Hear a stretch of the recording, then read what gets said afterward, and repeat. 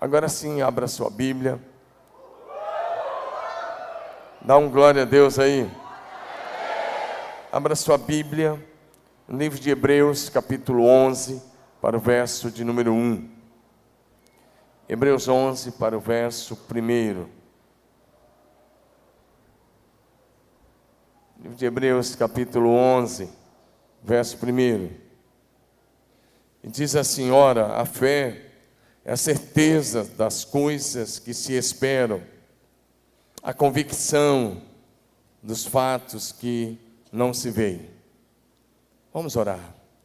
Pai, em nome de Jesus, nós somos tão gratos por tão grande graça que nos alcançou, tão grande amor revelado a nós em Cristo Jesus.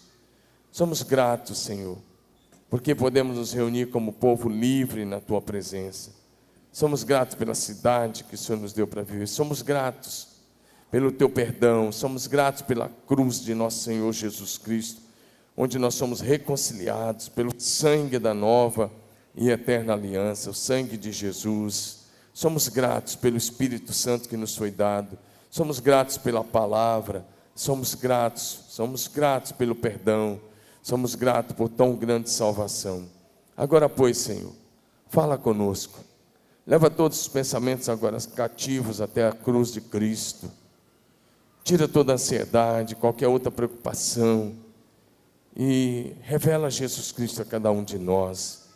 Espírito Santo, produz fé neste lugar. Em cada coração, derrama mesmo o dom da fé.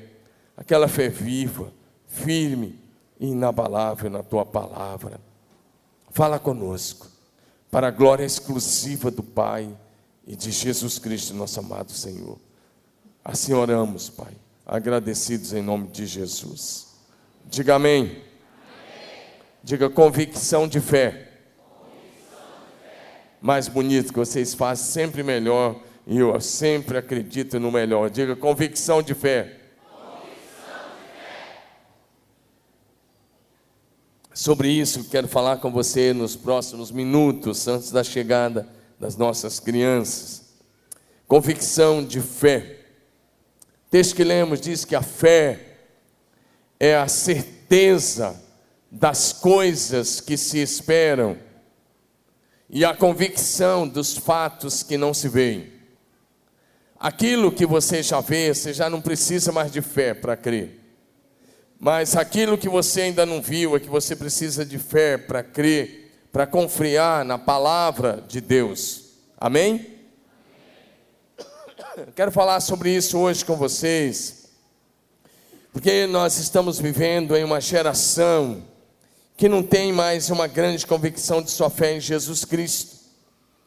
Uma geração que talvez humanizou demais Jesus e já não tem aquela fé em Jesus como Senhor, como centro de todas as coisas, como Senhor absoluto dos céus e da terra, como Senhor das nossas vidas.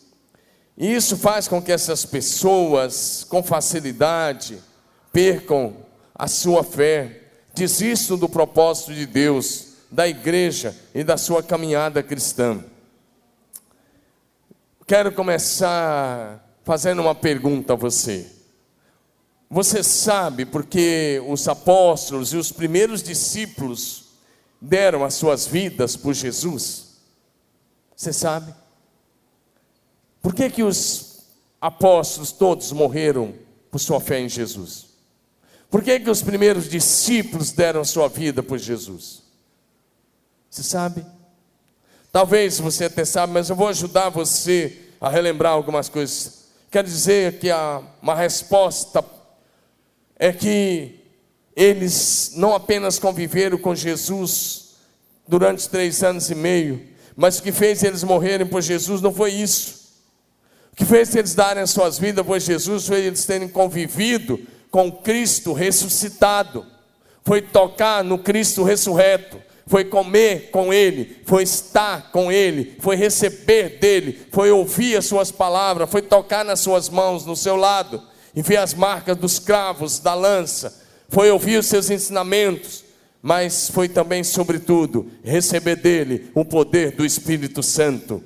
E isso lhes deu convicção para viver e morrer pela fé em Jesus Cristo. Não, esse amém não é de adorador, esse amém é de gente que está simplesmente fazendo uma coisa religiosa. Se você é um adorador, dá um amém com vontade. Porque amém significa assim seja, eu concordo, essa é a verdade. Amém?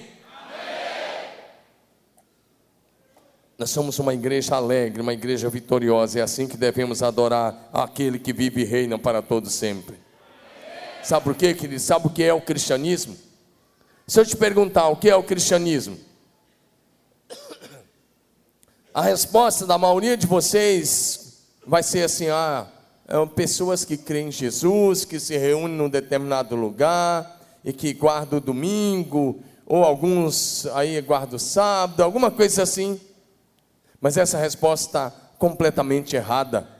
O cristianismo é Cristo, nada mais e nada menos.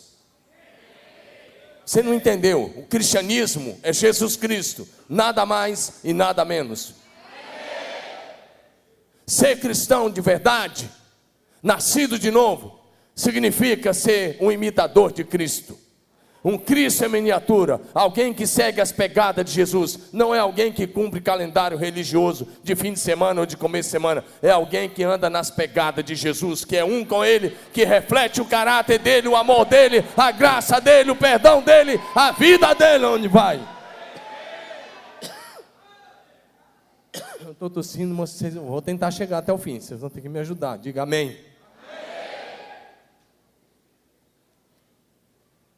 Abrindo parênteses, hoje de manhã eu preguei em nossa igreja em Pompeia. Começamos nossa linda igreja lá em Pompeia hoje. É a 17ª extensão dessa igreja. E isso é só o começo. Uma igreja que já nasceu grande. O nosso pessoal está de parabéns. Nós estamos lá em Pompeia agora com uma igreja que já nasceu maior do que muitas igrejas que estão lá. Para a glória de Jesus. Fechando parênteses, então, meu querido, se você precisa de uma causa para viver e morrer, essa causa é Jesus Cristo de Nazaré. Amém, amados? Em primeiro lugar, a convicção de fé no Senhor nos faz viver uma vida santa, nos faz ter um estilo de vida santo. Santidade, a palavra santo significa separado do pecado, do mundo e do mal, consagrado somente ao Senhor. A convicção de fé produz compromisso com a santidade ao Senhor, e isso vai nos levar a uma vida consagrada, uma vida completamente dedicada ao Senhor. Livro de Hebreus, capítulo 12, verso 14, a Bíblia Sagrada diz o seguinte: esforcem-se para viver em paz com todos os santos, e sem santidade ninguém verá o Senhor. Esforcem-se para viver em paz com todos e para serem santos, porque sem santidade ninguém verá o Senhor. Quantos querem ver o Senhor? Quantos querem ver o Senhor? Então diga assim: santidade. Diga: sem santidade ninguém verá a Deus. Amém, amados? Quando temos convicção da nossa fé no Senhor, nós temos um estilo de vida santo. Eu me lembro aí de José, um jovem de 17 anos de idade, foi vendido pelos seus irmãos para os ismaelitas.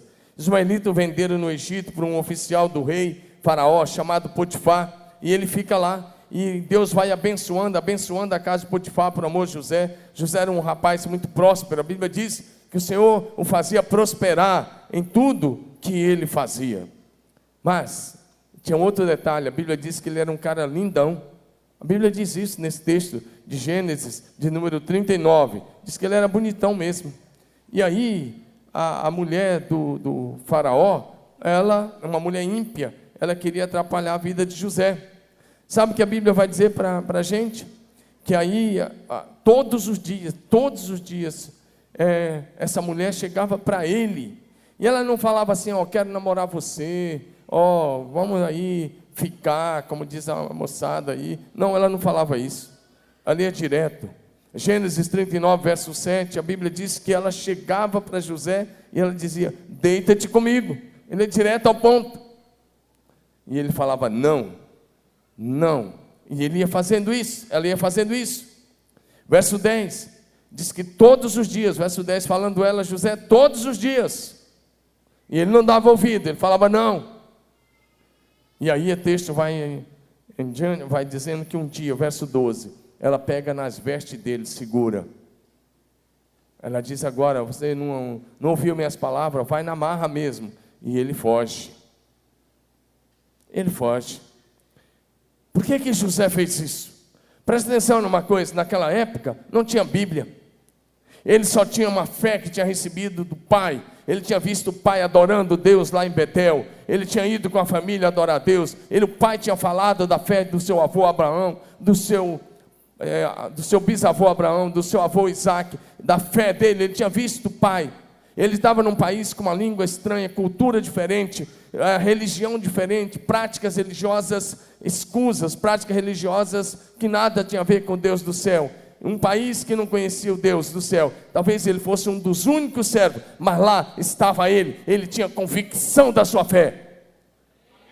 E cada vez que essa mulher dizia que queria ter um relacionamento sexual com ele, ele dizia, não vou fazer isso para não pecar contra o meu Deus. Onde estão os jovens aqui com esse nível de comprometimento de santidade? Onde estão as moças, os rapazes com esse nível de comprometimento de santidade?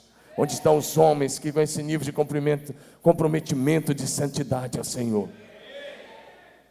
Não, meu querido, sabe que às vezes você vem aqui na igreja, e não é regra geral, mas muitos de vocês vêm aqui, cantam e fazem alguma coisa, mas chegam em casa, vocês vão acessar sites que nada tem a ver.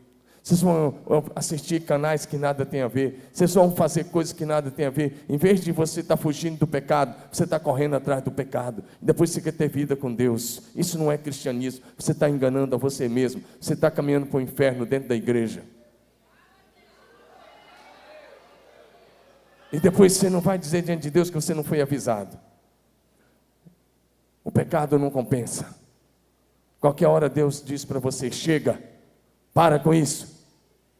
E aí você vai partir para o inferno, porque você está tendo pecados prediletos. Eu te convido para um estilo de vida santo em Cristo Jesus. E a ensinar aos seus filhos o caminho da santidade. Porque quem tem estilo de vida santo oferece não apenas um culto onde você diz, não, eu adoro a Deus só com o meu espírito. Isso não é bíblico, isso não é de Deus.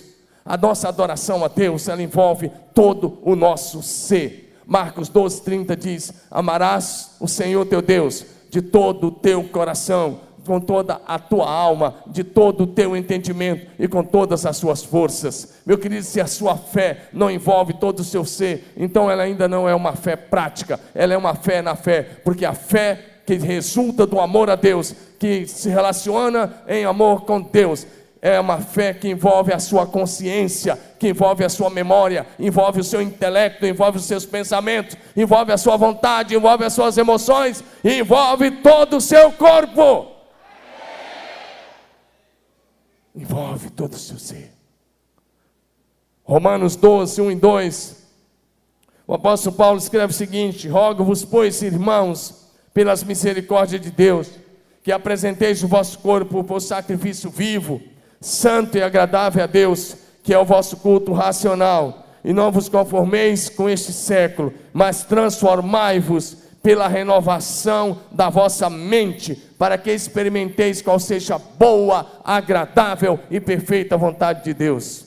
O apóstolo Paulo diz, olha, eu rogo a vocês, pelas misericórdias de Deus, ele diz, apresente o seu corpo como sacrifício vivo, santo e agradável a Deus. Olha para mim, e isso, sabe o que ele diz? Isso é o culto inteligente de vocês. Romanos 12, 1. Quantos de vocês querem prestar um culto inteligente? Não entendi, acho que a maioria quer fazer um culto de que jeito? Porque se não for inteligente, o contrário de inteligente é outra coisa. Quantos querem prestar um culto inteligente ao Senhor? Portanto, irmãos, rogo-lhes pela misericórdia de Deus, que ofereçam sacrifício vivo, santo e agradável a Deus. Ofereça o seu corpo. Muda a versão, por favor. Muda a versão. Rogo os irmãos pela compaixão de Deus, que apresenteis os vossos corpos como sacrifício vivo, santo e agradável a Deus. E isso é o vosso culto, aí está racional nessa versão. Mas racional é um culto da razão, é um culto inteligente, que você sabe por que está fazendo. Diga amém.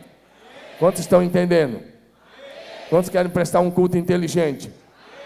Culto inteligente é aquele que oferece o seu corpo no altar. Aí você entende que ele não é mais seu, ele é templo do Espírito Santo de Deus. E que você deve glorificar a Deus também com o seu corpo. Diga amém. Sabe de uma coisa, querido? Quantos querem ser muito abençoados? Quantos querem ser muito abençoados?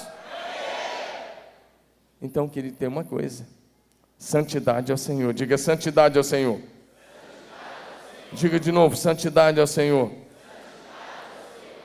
Quero te dizer uma coisa: o Senhor Deus cuida, o Senhor Deus abençoa, o Senhor Deus honra, o Senhor Deus prospera e o Senhor Deus promove as pessoas que têm um estilo de vida santo e dedicado a Ele.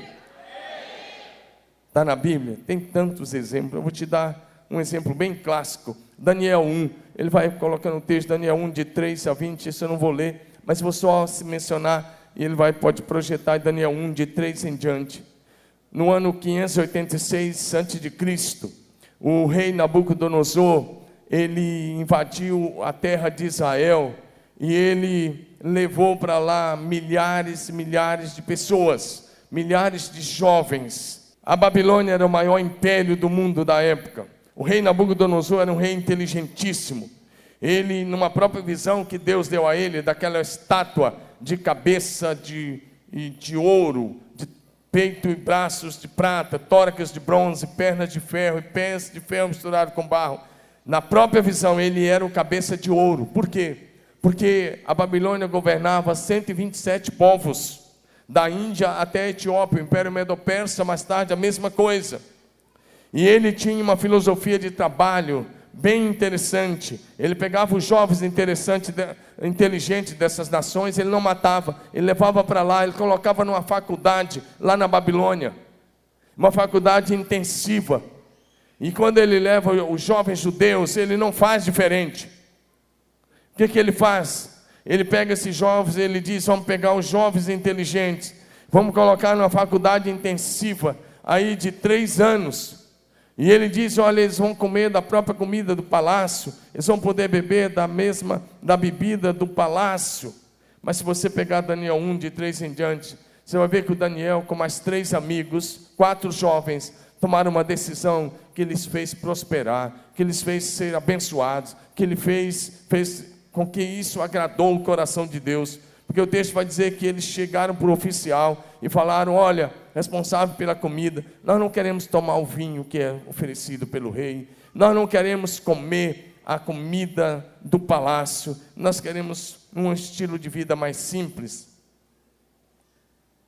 Por isso, nós queremos mesmo comer legumes, frutas, verduras, essas coisas assim. E o oficial fica meio com medo, ele diz: faz um teste de 10 dias. E eles assim fizeram. Verso 12 está dizendo isso.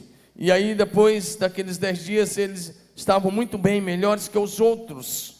E aí o oficial concorda e dá uma ordem para o cozinheiro, verso 16, e ele tirou deles as finas iguarias e o vinho que deviam beber, eles davam legumes. Esse foi o estilo de vida de Daniel. Não era jejum, isso aqui foi um estilo de vida que durou no mínimo 3 anos. Mas, olha o verso de número 17, Daniel 1,17.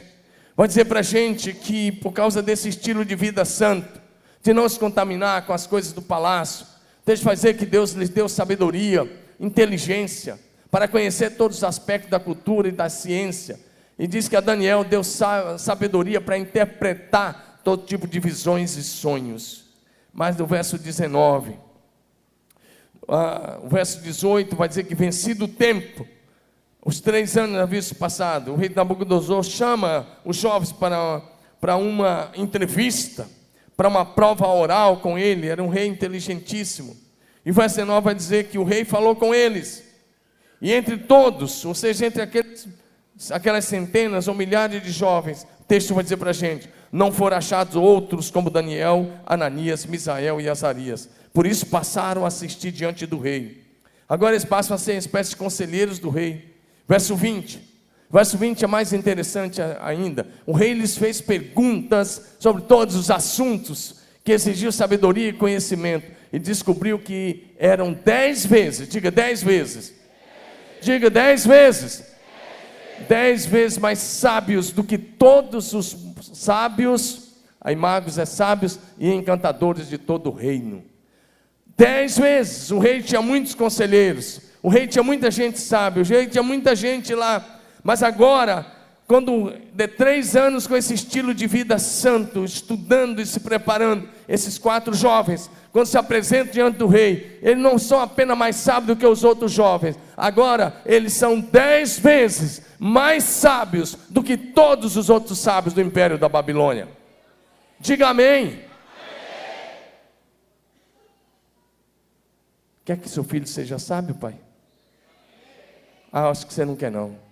Você quer que ele seja levado pelas drogas, pelas más companhias, pelas más conversações, é isso? Porque se você não quer que ele seja sábio, então ele vai para esse caminho. Você quer que seu filho seja sábio? Eu vou te dar uma segunda chance. Se você quer que ele seja sábio, deixa eu te falar uma coisa. Primeiro ensine ele a amar o Senhor. Ensine ele a andar no Senhor. Depois deixa ele longe dos vícios. Porque senão ele vai se tornar escravo dos vícios. E aí você vai chorar muito tarde. E eles são mais sábios. E Deus os promoveu. Diga, Deus os promoveu. Diga de novo, Deus os promoveu. Sabe por quê? No decorrer dos anos, Daniel se tornou o primeiro ministro da Babilônia, do Império Medo-Persa. Primeiro ministro. Sadraque, Mesaque e Abednego, que eles tiveram esses nomes mudados, eles se tornaram governadores de províncias. Que tal? Você quer uma promoção maior que essa? Eles chegaram lá como escravos. Eles foram levados como escravos. E eles se tornam os comandantes, os líderes. Daniel era uma espécie de primeiro-ministro, de presidente. Por quê? Diga assim, estilo de vida santo. Então, se você quer ver Deus te promover, primeira coisa, meu amado, compromisso com a santidade ao Senhor. Amém, amados? Segunda coisa, a convicção de fé no Senhor nos faz atravessar as provações e vencê-las. Leia isso, vamos lá, todos vocês?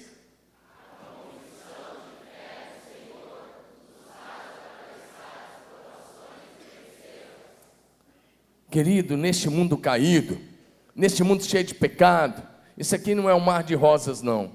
A vida cristã neste mundo caído é um campo de batalhas. E nós estamos sujeitos a passar as mais diferentes provações, aflições, tribulações, dificuldades. Pode ter certeza que o furacão que passou lá na América Central, que matou centenas e centenas de pessoas lá no Haiti, mais de 800 pessoas, e matou alguns lá nos Estados Unidos, esse furacão, ele atingiu a casa de não cristãos, mas atingiu a casa de cristãos também. Ou não atingiu? Atingiu. Neste mundo caído, nós passamos pelas mesmas coisas que as demais pessoas passam. A diferença é que o Senhor está conosco. Essa é a diferença. Que você tem Jesus que diz que o nome dele é Emanuel, Deus presente conosco. A diferença é que Jesus disse: estou com vocês todos os dias, até a consumação dos séculos. A diferença é que você nunca está sozinho. Mas se você quer atravessar os momentos difíceis e vencer, você tem que ter uma fé firme e inabalável no Senhor. O Jó, que viveu lá no início do período do Velho Testamento, a região da Arábia Saudita, você sabe a história do Jó. Sabe que ele passou por uma provação terrível. Primeiro ele perdeu os bens, é uma falência total. Satanás veio e fez com que os inimigos levassem todo o seu gado, suas ovelhas, seus camelos, seus bois e assim por diante. Depois ele perdeu a própria saúde. Ele foi ferido por uma chaga má e maligna, desde o alto da cabeça até a planta dos pés. Depois ele perdeu o amor da esposa, porque a esposa deixou de confiar em Deus, e ela chega para ele e propõe um suicídio duplo. Ela diz: amaldiçoa o teu Deus e morre. Ela propõe um suicídio espiritual e um suicídio físico. Amaldiçoa o teu Deus e morre, acaba com isso. É o que o diabo quer quando você está passando uma provação. Sabe o que o diabo faz? Ele chega perto de você e ele faz como a mulher de Jó chegou para ele. O diabo chega e fala: acaba com isso, você está sofrendo muito. Isso é uma voz do demônio. Se você ouvir isso, repreenda em nome de Jesus. E o Jó fez isso. Quando ela fala: amaldiçoa o teu Deus e morre, ele fala: você está falando como uma louca varrida, como uma louca qualquer. É o que está lá.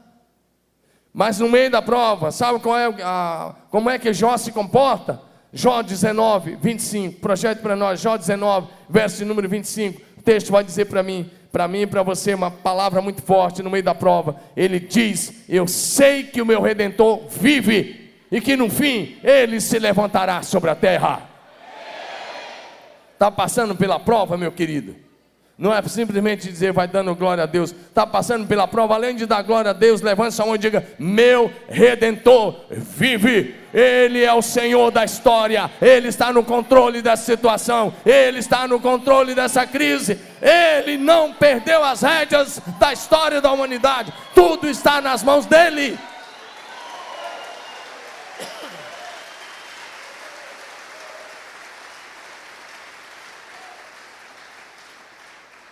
Levanta sua mão e diga: eu sei.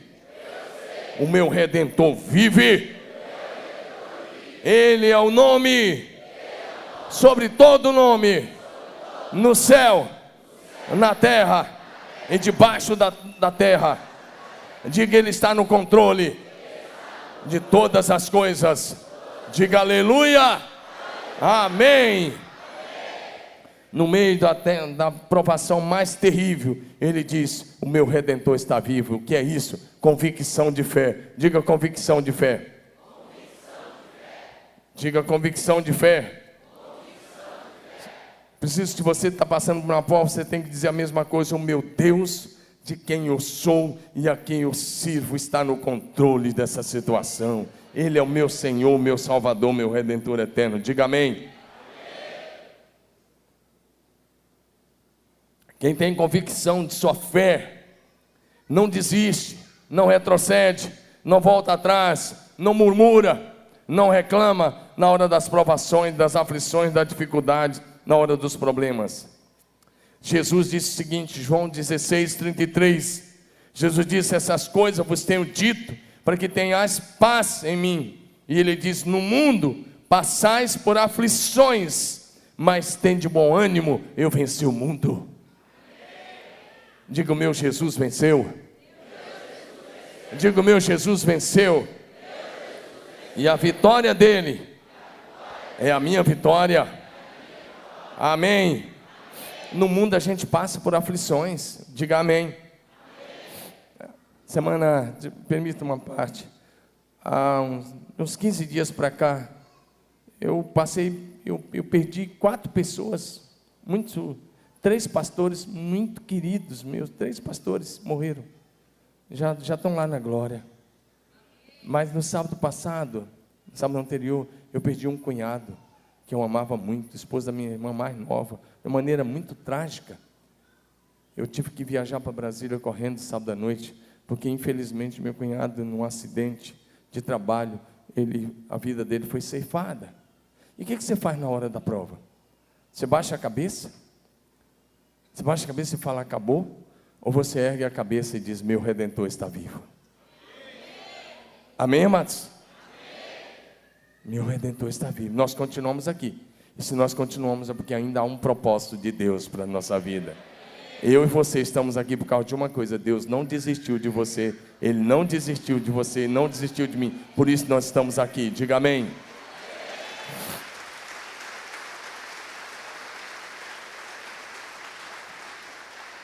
Por isso, você pensa que foi fácil para mim esses dias? Não foi.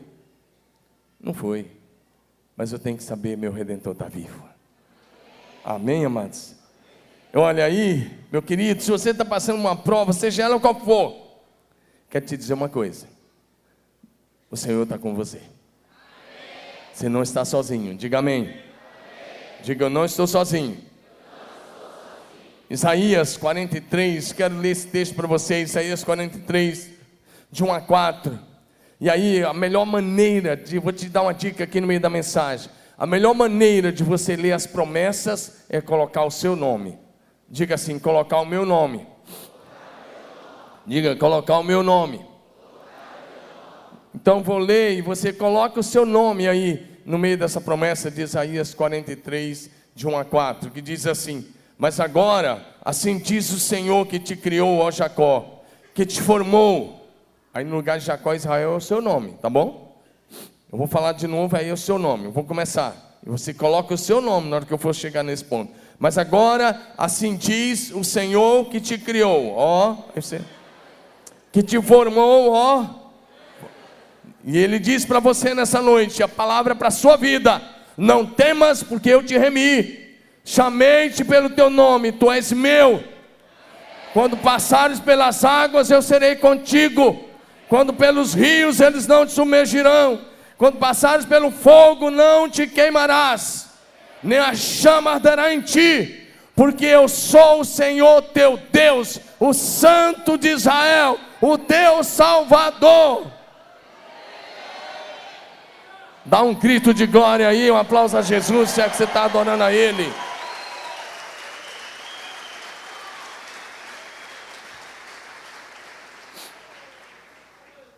Deixa ser claro. Ele disse: quando eu estou contigo, eu chamei você pelo teu nome. Deixa eu te dar uma notícia. O diabo não quer que você saiba disso, mas Deus te ama com amor eterno, e o seu nome está gravado nas palmas das suas mãos. Você não entendeu? Deus te deu um nome eterno, e o seu nome está gravado nas palmas das mãos do nosso Deus. Ele cuida de você. Ele cuida de você. Tenha convicção disso. Se você está atravessando um momento difícil, não é culpa de Deus. O meu Deus não manda problema para ninguém. O meu Deus é a solução para o teu problema, é a resposta para o teu problema. Ele é o Senhor, Ele é aquele que cura a tua doença, que liberta aquele que está oprimido, é aquele que restaura o abatido, é aquele que levanta o caído, é aquele que dá força ao cansado e levanta aquele que não tem nenhum vigor. Esse é o nosso Deus. Amém, amados? Preciso que você saiba disso. Em Atos 27, de 21 a 25, o texto nos mostra Paulo passando por uma tempestade literal. Literal, ele estava sendo levado preso para Roma com alguns da sua equipe missionária. Lucas era um deles. E o texto diz que eles saem. Paulo pediu para não sair, porque Deus tinha falado com Paulo que era para eles ficarem ali, mas o comandante não quis ouvir Paulo. E ele sai, e vem um vento forte chamado Euroaquilão, e esse vento bate contra o navio, e o navio, eles começam a jogar as coisas no mar. Tinha 270 pessoas no navio, e eles tentam de tudo, mas o navio ficou à deriva 14 dias, 14 dias, e eles nesses dias não viam nem sol, nem lua, nem estrela, uma tempestade horrível. Mas no meio disso, o anjo do Senhor foi até Paulo.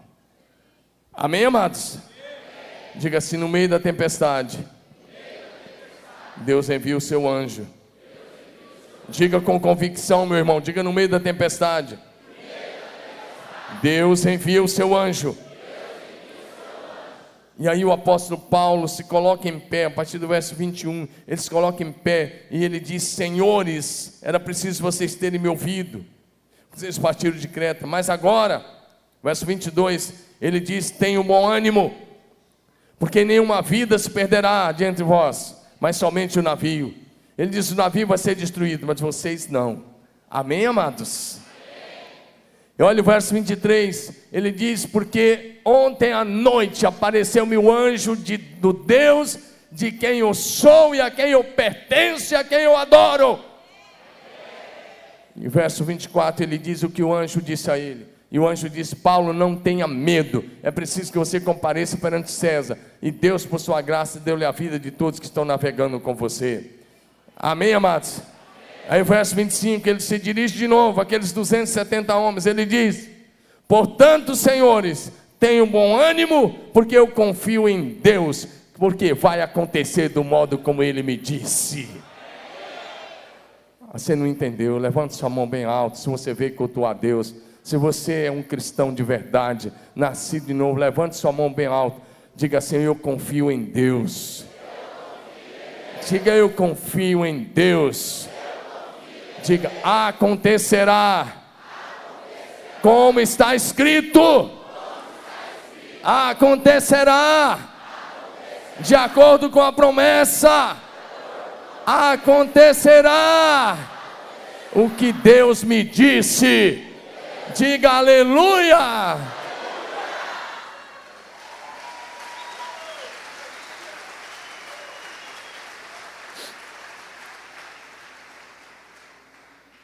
Vire para o seu vizinho de cadeira por uns 15 segundos e diga a ele o que eu vou dizer. Repita para ele assim: diga: aquele que começou a boa obra em você é fiel para completá-la. Vire para o outro lado, diga: aquele que começou a boa obra em você é fiel para completá-la. Aleluia.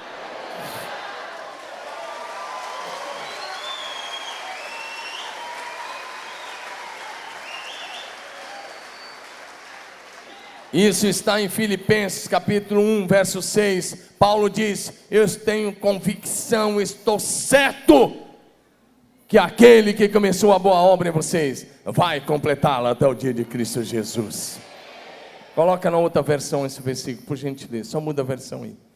Deu certo, aquele que começou a boa obra aperfeiçoará até o dia de Cristo Jesus. Mas a minha versão diz na RA, é aquele que começou a boa obra é fiel para completá-la. Diga amém. Amém? Amém? Meu querido, se você está passando por uma prova, deixa eu dizer uma coisa a você, mais uma coisa. Isaías 41:10, tem uma palavra muito forte para você aí. Isaías 41, versículo 10, o Senhor diz: por isso não tema, pois eu estou com você. Não tenha medo, pois eu sou seu Deus. E olha o que ele disse: eu fortalecerei, eu ajudarei, e eu segurarei com minha mão direita vitoriosa. Quem é que está no controle do teu destino, meu irmão? Quem está no controle do teu destino, meu irmão? Não é o diabo que tem o controle da sua vida nas mãos dele. Ele não tem, ele perdeu. Você foi arrancado do império das trevas. Você já foi transportado para o reino eterno de Jesus Cristo. Seu destino está nas mãos de Deus. Amém, amados? O diabo não pode interromper o teu destino, porque ele está nas mãos de Jesus. E ele diz: eu te seguro com o meu braço direito, a minha mão vitoriosa. Amém, amados? Então, meu querido, se você está atravessando, olhe para ele. O nosso Redentor vive, e ele se levanta em nosso favor. Amém, amados? Quem confia em Deus não fica murmurando pelos cantos quando passa por um probleminha, quando passa por uma perda financeira, ou a perda de um familiar. Eu sei que é duro, eu sei que é duro, eu sei o quanto isso é duro. Mas eu quero dizer uma coisa. Abacuque capítulo 3, verso 17. O profeta Abacuque, ele disse uma palavra para nós, para a gente encarar as provações. Ele diz: mesmo não florescendo a figueira, e não havendo uvas nas videiras, mesmo falhando a safra de azeitonas, mesmo não havendo produção de alimento nas lavouras, e nem ovelhas no curral, e nem bois nos estábulos. Olha o verso de número 18. Ainda assim eu exultarei no Senhor, e me alegrarei no Deus da minha salvação.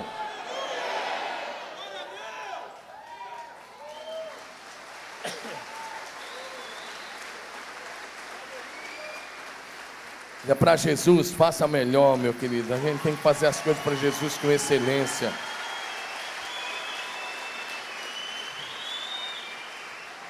O profeta está dizendo: mesmo que tudo dê errado à minha volta, mesmo que haja falência da agricultura, da pecuária e da economia, ele diz: e ainda assim eu exultarei no Senhor. Porque esse negócio de ficar emburradinho com Deus, porque as coisas não ficaram do teu jeito, isso não é bíblico. Estou de mal com Deus, Ele não fez o que eu queria. Ele não é teu empregado, Ele é Senhor. Ele está no centro do universo, governando todas as coisas.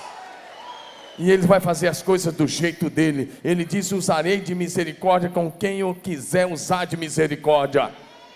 Para de ficar de biquinho com Deus. Para de dizer: não vou orar, não aconteceu do teu jeito. O teu cristianismo é de troca ou é de amor eterno com Deus? Porque se você está querendo usar troca com Deus, meu querido, Deus não entra nessa. A fé não é negociada. A fé tem como vínculo o amor de Deus que foi derramado no nosso coração. Então, meu querido, se você tem convicção de fé, fica firme na hora da provação. Amém? Mais uma coisa. Não vou pregar nem metade da mensagem, mas tudo bem. Mas só mais uma terceira coisa, e depois dessa terceira coisa eu creio que eu vou parar. A convicção de fé no Senhor nos enche de coragem. Diga coragem. Diga coragem. Meu querido irmão, se você está aqui e você é uma pessoa medrosa, deixa eu te dizer uma coisa: o medo é do demônio. O medo, o pavor, essa angústia, essas coisas é do demônio. É da humanidade. Não, é do diabo. É do capiroto lá. Está achando que não? 2 Timóteo 1,7. Porque se você é nascido de novo, meu amado, quem habita em você não é o demônio, não. Quem habita em você é o Espírito Santo de Deus. E o texto vai dizer para nós que Deus não nos deu espírito de covardia, de medo. Deus não nos deu espírito de medo, mas de poder, amor e equilíbrio. Levanta sua mão bem alto, lá no alto. Diga assim: Deus não me deu espírito de medo, mas de poder, amor e equilíbrio. Poder, amor e equilíbrio. Poder, amor e equilíbrio. Poder, amor e equilíbrio. Esse é o Espírito Santo que habita em você.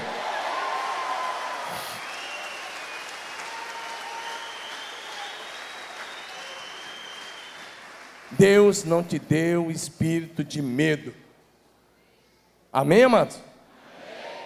A convicção de fé nos enche de coragem para permanecermos firmes e inabaláveis, para não temer diante das situações adversas.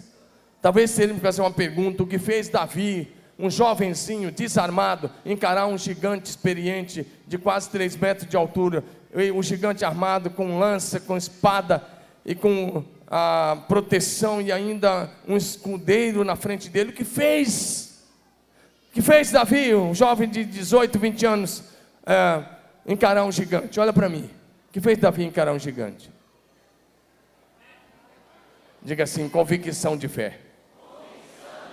Diga: coragem que vem por meio da fé. Em 1 Samuel 17, 45, Davi diz assim: eu vou a ti em nome do Senhor dos exércitos, o Deus de Israel, a quem você afrontou. Diga amém. Deus quer que você seja corajoso, querido. Diga assim: Deus quer que eu seja corajoso. Amém? Porque o diabo lida com o medo e Deus lida com a coragem. Coragem para você enfrentar, para você vencer. Em Josué 1,7, Deus diz assim: somente seja forte e muito corajoso. Somente seja forte. Josué 1,7. Somente seja forte e muito corajoso. Para praticar a Bíblia, querido, tem para gente corajosa. Amém, amados? Quem tem medo nem toma uma decisão ao lado de Jesus, fica preso na tradição religiosa, morre preso. Mas quem é corajoso rompe e quebra as cadeias em nome de Jesus. Sabe de uma coisa? Lá em Juízes 6, Deus deu uma ordem a Gideão: fala que quem for medroso, para voltar. Medroso para voltar. Tinha 32 mil homens. Quando quando Gideão tocou a trombeta, 32 mil estavam lá. E Deus disse para Gideão: tem muita gente, fala para os medrosos voltarem. Todo mundo que tem medo da morte é para voltar. Voltaram 22 mil. Tinha 22 mil medrosos num grupo de 32, ficaram 10 mil. Está em Juízes 6, 21, me parece. Não sou 21, 22, Juízes 6, 21. O texto é Juízes, né? Se não for 6, 17, pode olhar lá. Eu vou até abrir rapidinho. Você vai ver que o texto é muito claro, muito claro. O texto vai dizendo, Juízes 7, verso 3: apregou aos homens, aos ouvidos de todos: quem for medroso e tímido, volte. Então 22 mil voltaram, ficaram 10 mil apenas. No universo de 32 mil homens, Gideão deu uma ordem: quem tiver com medo pode voltar, vai embora. 22 mil voltaram. Diga amém. Amém. Mas aqui não tem gente medrosa não, tem? Onde estão os medrosos aí? Deus vai te dar coragem em nome de Jesus. Mas estão os homens destemidos que não vão voltar atrás, vão permanecer firmes e na palavra de Deus. Porque gente medroso faz o que todo mundo faz. Está todo mundo fazendo, eu vou fazer. Deixa eu te contar uma história rapidamente e eu vou orar com você. Daqueles 4 rapazes que eu falei, Daniel e seus 3 amigos, os 3 amigos de Daniel, Sadraque, Mesaque e Abednego, eles prosperaram muito na Babilônia, se tornaram líderes da nação. Os 3 amigos de Daniel prosperaram muito, Daniel também, Daniel ainda mais que eles. O rei Nabucodonosor fez uma estátua, 60 côvados de altura. Sabe que isso dava quase 30 metros, ou cerca de 30 metros. Um côvado tem essa medida aqui, daqui até a ponta do dedo. 60 côvados, completamente coberta de ouro. E era uma estátua do próprio rei. E o rei marcou um dia da inauguração da estátua. E nesse dia da inauguração, ele convidou as bandas de música.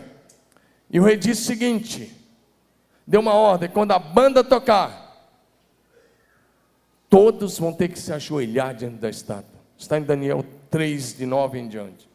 Todos terão que se ajoelhar, todos terão que adorar, porque o rei era considerado uma divindade, e ele estava querendo ser adorado como Deus, Deus com D minúsculos, Deus com D minúsculo. Milhões de pessoas estavam ali, tinha dezenas, centenas de ídolos. E quando a banda tocou, Daniel 3, de 9 a 28, vai dizer para a gente que Sadraque, Mesaque e Abednego posicionaram-se de pé, cabeça erguida, olhando para frente, e não se curvaram nem mesmo a cabeça diante daquela situação, quando todos se ajoelharam diante daquela estátua. Então alguns já foram correndo e avisaram o rei: olha, os 3 hebreus que você fez prosperar não fazem caso de ti nem da tua estátua. E o rei gostava muito deles, eram homens importantes no seu governo, ocupavam uma posição privilegiadíssima. O rei chama-os e diz: olha, eu vou lhes dar uma segunda chance. A banda vai tocar outra vez, e se vocês se curvarem, tudo bem, senão imediatamente vocês vão ser lançados na fornalha de fogo. Ele mandou que a fornalha fosse aquecida 7 vezes mais, diz o texto. Sabe o que eles responderam? Eles olharam e falaram: rei, não precisa mandar a banda tocar, não precisamos de uma segunda chance. E o rei havia afrontado o Deus do céu, havia afrontado o Senhor, e eles dizem: não queremos segunda chance. E aí o rei tinha dito: eu vou jogar vocês na fornalha, quero ver se o Deus de vocês vai poder fazer. O texto é muito claro. E eles disseram: Verso 17, 3,17. Se o nosso Deus, a quem servimos, quer nos livrar, Ele nos livrará da fornalha de fogo ardente e das tuas mãos, ó rei. Se não, olha o texto, se não, fica sabendo, ó rei, que não serviremos aos teus deuses, nem adoraremos a imagem de ouro que levantaste. Ele dizendo, nós damos a nossa vida pelo nosso Deus. Você não entendeu? Eles disseram, nós damos a nossa vida pela nossa fé no nosso Deus. Eles não estavam falando essas palavras para um amigo de faculdade. Eles estavam falando para o monarca mais poderoso do mundo da época. O cara que poderia mandar cortar a cabeça deles naquela hora. Mas eles encaram o rei e diz, não nos curvaremos diante dos teus deuses. Uma geração que tem convicção da fé é uma geração que não se curva diante das propostas indecentes que o diabo faz toda hora. É uma geração que não se corrompe e não se deixa corromper. É uma geração que é cabeça e não é cauda de ninguém. É uma geração que se levanta para influenciar e não para se deixar influenciar. Amém? É uma geração que influencia e que não é influenciada pelo sistema mundano e diabólico que está aí fora. Amém, amados? E o rei faz o quê? Ah, é? Então agora vocês vão ser lançados na fornalha. Eles são amarrados e jogados na fornalha, os 3 jovens. O fogo era tão forte. E a Bíblia vai dizer que os homens mais fortes do exército foram jogá-los. E o vapor do fogo matou esses homens que foram jogados, os homens do exército. Mas o que aconteceu com Sadraque, Mesaque e Abednego? Eles começaram a passear dentro do fogo, normal. Passeando lá, dentro da fornalha. Só faltou ter uma cadeira preguiçosa, daquela que no interior você bota na porta e fica sentado na sombra tardinho. Eles estão passeando lá. Os soldados morreram, mas eles não. E aí o rei fica mais assustado ainda. Ele chama os ministros e fala, nós não jogamos 3 homens lá. Ele fala, os 3 foram jogados. Ele fala, eu estou vendo 4. E o rosto do 4º homem é o rosto do Filho de Deus. Meu querido, se você tiver que passar por uma fornalha ardente, uma provação, Jesus já vai estar lá esperando por você. Você não estará sozinho. O Salmo 23 diz, ainda que eu ande pelo vale da sombra da morte, o Senhor está comigo. Isaías tinha profetizado, quando você passar pelo fogo, você não vai se queimar. E se chove, passaram literal pelo fogo e não se queimaram. Diga glória a Deus. Diga aleluia. E aí o rei chama Sadraque, Mesaque e Abednego, saiam. E eles saem, a Bíblia diz que não tinha nem cheiro de fogo neles. Dá um glória a Deus aí, meu irmão. E sabe o que o rei fez? Um novo decreto. Aquele decreto primeiro foi anulado. Ele faz um novo decreto, ele diz, a todos os povos, nações e línguas. Ele diz, eu faço um decreto, que se alguém falar mal do Deus de Sadraque, Mesaque e Abednego, que essa pessoa seja morta, sua casa seja destruída, e seu lote seja feito um monturo, porque não há outro Deus que possa livrar como esse. Dá um glória a Deus, diga aleluia.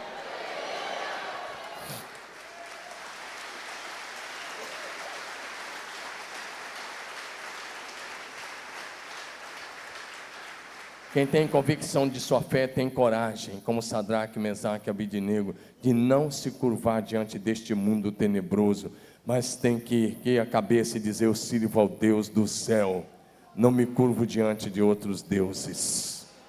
Diga amém. Amém. Às vezes você está se curvando diante do patrão que manda você mentir, você mente. O patrão que diz que você não está e você concorda. Você está se curvando diante de uma proposta de um guarda, você faz uma coisa errada e o cara fala assim, eu vou te multar, a não ser que você dê tanto, você faz isso. Você está se curvando diante de besteira, quando esses homens disseram: nós não nos curvaremos, nem que tenhamos que morrer. Isso é convicção de fé. Quantas vezes você está se curvando com uma mentira, coisa dessa forma, só para tentar se dar bem no negócio? Você está caindo na proposta do diabo, porque os filhos de Deus têm que viver a verdade, falar a verdade em amor, testemunhar de Jesus todos os dias. Quero concluir dizendo a você: quem tem convicção de fé não volta atrás. Quem tem convicção de sua fé não retrocede. Hebreus 10, 38 diz: todavia o meu justo viverá pela fé, e se ele recuar, a minha alma não tem prazer nele. Diga comigo: justo. Diga bonito: o justo viverá pela fé. Diga: se ele retroceder, ele não agrada a Deus. Amém? Não há nenhuma promessa para os que retrocedem.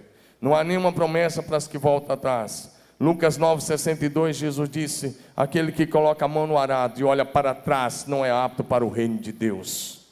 Talvez você entrou aqui hoje e você está pensando em voltar atrás, está pensando em desistir de uma série de coisas. E Deus disse: se você voltar, você não vai agradá-lo.